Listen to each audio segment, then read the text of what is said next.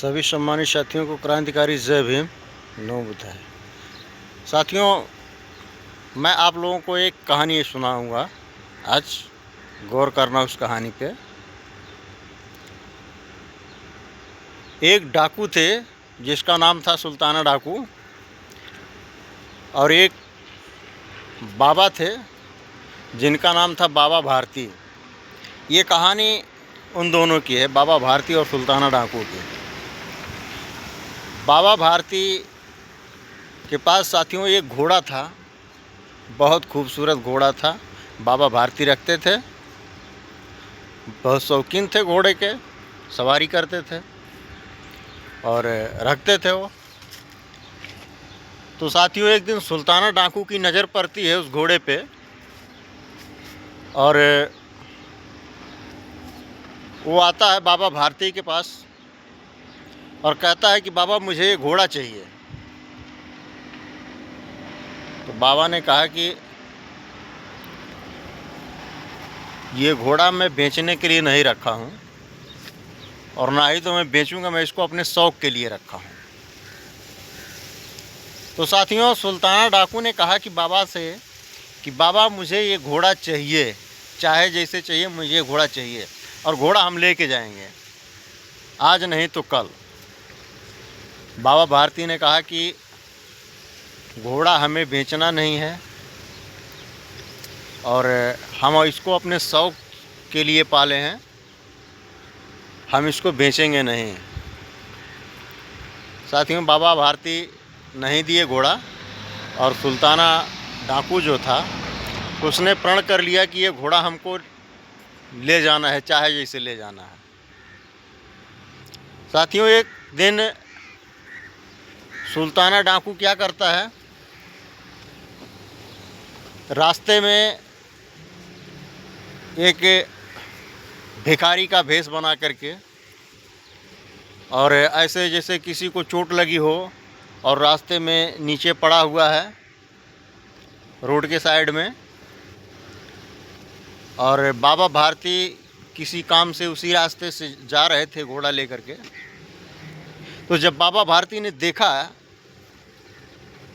अब वो करा रहा था सुल्ताना डाकू, बाबा भारती ने देखा कि शायद किसी को दिक्कत है, उसको मदद के लिए, उसको मदद की ज़रूरत है। तो बाबा भारती घोड़े से नीचे उतरे और गए, उसको उठा के उसको लेके आए घोड़े के पास। और बाबा भारती ने कहा कि चलो मैं तुम्हें लेके चलता हूँ अस्पताल तुम्हारा इलाज करवाने के लिए। साथियों बाबा भारती ने उसको उठाया और उसको उठा करके घोड़े पे बिठा दिया। बाबा भारती ने जब उसको उठा के घोड़े पे बिठाया सुल्ताना डाकू को, और जब सुल्ताना डाकू घोड़े पे बैठ गया तो उसने घोड़े का लगाम पकड़ लिया, और लगाम पकड़ के फिर उसने घोड़े को लात मार दिया। घोड़ा आगे बढ़ गया। जब घोड़ा आगे बढ़ गया थोड़ा सा, तब सुल्ताना डाकू ने बाबा भारती से कहा कि बाबा भारती मैं सुल्ताना डाकू हूँ, हमने आपसे कहा था कि ये घोड़ा मुझे चाहिए और मैं ये घोड़ा लेकर के जा रहा हूँ। तो साथियों सुल्ताना डाकू ने वहाँ पे बाबा भारती के साथ क्या किया, धोखा किया। लेकिन बाबा भारती ने कहा सुल्ताना डाकू से, कहा कि बच्चा जाओ घोड़ा लेकर के, लेकिन हमारी एक बात सुनते जाओ, हमारी एक बात सुन लो, उसके बाद जाओ। तो डाकू आया घूम के, बोला कहिए। बाबा भारती ने सुल्ताना डाकू से कहा कि घोड़ा लेके तो जा रहे हो, लेकिन ये बात किसी को मत बोलना कि हमने इस तरह से घोड़ा बाबा भारती से हम लेकर के आए हैं, क्योंकि अगर ये बात किसी को बताओगे कि इस तरह से हमने घोड़ा बाबा भारती से लिया है, इस तरह से हमने घोड़ा बाबा भारती से हम लेकर के आ रहे हैं, तो इंसान के ऊपर से विश्वास उठ जाएगा और वो कभी भी किसी की मदद नहीं करेगा। किसी के रोड के साइड में कोई करा रहा होगा, कोई मर रहा होगा, किसी को कुछ हुआ होगा, तो कोई व्यक्ति मदद नहीं करेगा उसकी, कोई मदद नहीं करना चाहेगा, क्योंकि उसको ये बात यादें आएंगी कि एक दिन इस तरह से घटना हुई थी और इस तरह से धोखा हुआ था। वो किसी का मदद कभी नहीं करेगा।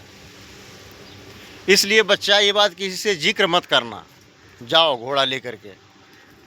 साथियों, जब इतनी बात बाबा भारती ने बोली सुल्ताना डाकू से, तो सुल्ताना डाकू, उसके मन में